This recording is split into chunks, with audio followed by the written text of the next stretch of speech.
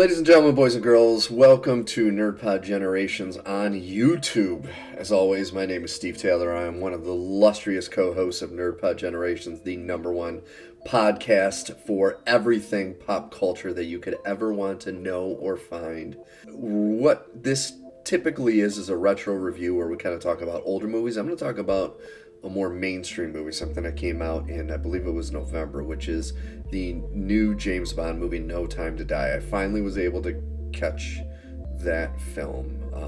It was a very contentious film because a lot of people were saying that it was woke, and there was issues with the writing, and people said that they were kind of taking the character of James Bond and making him ripe for like the Me Too movement, having him show emotion and whatnot. So I went into this movie with mixed expectations. I had high expectations because I love Daniel Craig. He's my favorite James Bond. I think Casino Royale is a perfect movie. I love Skyfall. And even though they're not great movies, I do have affection for both Quantum of Solace and Spectre. So going into this movie, I was just hoping that it was going to be a good James Bond movie and that the naysayers were wrong as far as what they were kind of preaching online about this movie going in different directions. And I can tell you right now that it is all clickbait. After seeing this movie, I absolutely loved it. Now, there are issues. It's not perfect. There Rami Malek as the villain Safin is okay. He's not the best villain in the world. I put him up there with the villain from Quantum of Solace, where it's like, okay, you're not really in the movie a ton. You do play a role when it comes to the relationship between Bond and Madeline, who is played by Léa Seydoux. I can't really pronounce her name too well. So the villain isn't great. The action in this movie is fantastic. I absolutely love the fight scenes that happen between Bond and Ana de Armas, who plays Paloma. And some of the fights that they do against the criminal element of the movie are absolutely fantastic. I do admit that at first when I read some of the stuff online about the movie, there was a big shakeup because everyone was saying that Lashana Lynch, who plays the new 007 in this movie, was playing actually going to be like the new James Bond, which I'm stupid for falling down that rabbit hole. I should never have done it because she is fantastic. She plays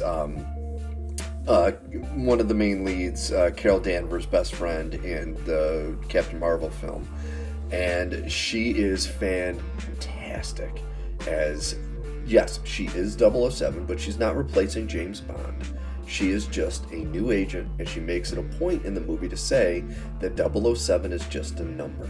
So she's not replacing James Bond.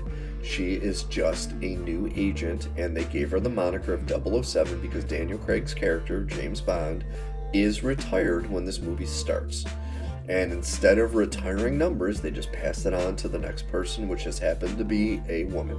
And people lost their minds.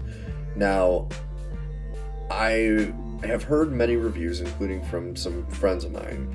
The issues they had was that James Bond was more emotional, and there's going to be some spoilers here, so if you do not want spoilers in this movie, please turn this off now. But a lot of the spoilers go into what the complaints were with this movie. James Bond has a daughter. He has a relationship with Madeline, starting in the last movie, rolling into this movie. And then, of course, there's a double cross, or what he thinks is a double cross, and he loses contact with her for 5 years. Come to find out that they have a child together now. And this character, I think people are used to just the heartless womanizer from the past, and they forget that Daniel Craig's Bond has taken this character to new levels and has also grounded this character in reality. So when you have a character like James Bond, who has had a horrific life. You know, he's had people he loved has died. He's been double-crossed by people he's loved.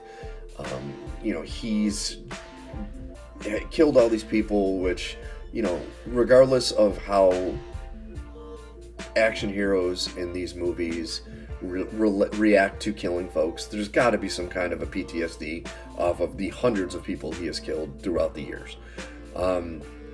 And when he is faced with his own mortality and faced with now the fact that he cannot be selfish, because not only does he have this woman that he absolutely loves, but he has a daughter now, there is emotion and there's character building, and it's not just this mindless sexist guy, which, you know, and once again, I don't want people to think that I'm like against the old James Bond. It is great for the time that it was in, and I absolutely loved some of the older James Bond movies. You know, I'm not as massive a falling out the window fan of the Sean Connery films. I do enjoy them. I was not a massive fan of all the gadgets, so that's why I think Roger Moore, which, if you're going to play this like you play Doctor Who, Roger Moore was my Bond, because he was the James Bond when I was growing up, and I think the first James Bond movie I ever saw was For Your Eyes Only.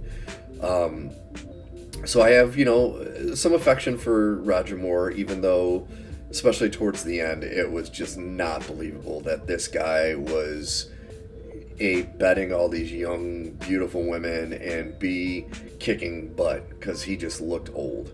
And then roll it into Timothy Dalton, which I really did like the two Timothy Dalton movies, Living Daylights and License to Kill. I did really like them. Like, I am a fan of Timothy Dalton's, and I think he gets a bad rap. And of course, there was that one and done with George Lazenby that I'm not even going to talk about that one. It was a good movie, and I did like him, but he was kind of irrelevant in the whole Bond discussion because he was only in the one film. I did really like at least a couple of the movies with Pierce Brosnan, GoldenEye and Tomorrow Never Dies. I really did enjoy them, but once again, they were, you know, very tongue-in-cheek and, you know, full of gadgets, and it started to get old, and I think that's where Daniel Craig and the way they played Bond this time was definitely a breath of fresh air, because it wasn't the same, oh, you know what, how many women is he going to sleep with, how many gadgets is he going to use? No. You have the emotion, the actual true feelings and emotions that a person would have in the situations that he's had. And in this situation, this is how you would act when you have a child, when you have mortality knocking on the door. You know, he's an older guy now. He's out of shape. His body is broken. You know, they make jokes about his knees, and it's nice to see that a character like this is flawed. And all the people that are like, oh, well, he's not a man anymore, and they made him into just this crying, whining baby. He kicks some serious butt in this movie, and he kills quite a few people. Like, this is a legit, by-the-numbers James Bond movie that just happened to have better character development. And so, I guess, you know, it's not up there with Casino Royale and Skyfall, but it's definitely number 3. Like, it's definitely my third favorite of the Daniel Craig movies, and I think it's a really good movie. I look forward to seeing it again. Once again, if you get past the whole villain not really being that spectacular, and just look at the character work between Daniel Craig and Léa Seydoux, Madeline, and Lashana Lynch, and even Ray Fiennes is fantastic. Ben Whishaw is Q, Naomi Harris, you know, all of these guys, Jeffrey Wright, who plays Felix Leiter, every one of them is fantastic. Like, their acting is on point. The story is on point. It's, once again, just a weak villain. But it seems to me like this movie itself, the villain was always going to be secondary, because it revolves more around the characters that we know and love, and that we're probably going to be saying goodbye to unless they take what they built with Craig and roll it into whoever the next James Bond is going to be. But I don't know if they're going to be able to pull off the whole Judi Dench where she could play M for 2 different James Bonds. Like Ray Fiennes, I would love for him to continue to be M, but then like putting a new character by the name of James Bond within this world. I just don't see it. I think they're going to have to do a full reboot for the next one, which is unfortunate because I love this world and I wish they could continue to make films with these characters, but I just don't see how it will continue like this. So, long story short, I highly recommend this movie. If you're a fan of James Bond movies, do not listen to the trolls online. Do not listen to all the people. Nowadays, if there's something you don't like and it happens to include females, it's being woke. Everything is woke, and I'm tired of that word. That word is the most overused, misused word, I think, in the English language at this point. This is just a really good movie with good character work, and yes, that James Bond actually shows emotion, which, you know what? I applaud that. It's the character he's been building since the first movie is what you see in here, is the finale. And it's, how can somebody be betrayed as much, or once again, he wasn't technically betrayed in this movie, he just thought he was. But how could somebody be betrayed as much as he has had happen to him throughout this series and not have the reactions that he's had, not have the emotion that he had? And to me, I applaud the reality, I applaud the movie. I am going to horribly miss Daniel Craig as James Bond. I absolutely loved him as Bond. He's by far my favorite Bond. And I would have to say Ralph Fiennes, as much as I love Judi Dench, Ralph Fiennes is my favorite actor who played M. And so I really hope that if you watch this, understand where I'm coming from, go into it with an open mind, and just don't listen to the trolls, okay? And realize that this movie is it's not Commando with Schwarzenegger. It is not Rambo. It's not these mindless, muscle-bound freaks running around. And I love those movies, by the way. I have nothing against mindless, muscle-bound freaks. But I also can appreciate a solid action, adventure, spy movie that actually has character development and realism. So I applaud this. I highly recommend it. I hope you enjoyed this video. Once again, Al and I are going to try to upload videos at least once a week. I know we've been kind of behind. It's been a very long month and a half. But we're going to try to upload some videos, and make sure to check out NerdPod Generations on the podcast site of your choice. We are going to be recording episode 51 tomorrow, where we are reviewing The Batman. So I highly, highly, highly recommend listening to that and our past episodes. So I thank you so much, and I wish you well. Have a great night.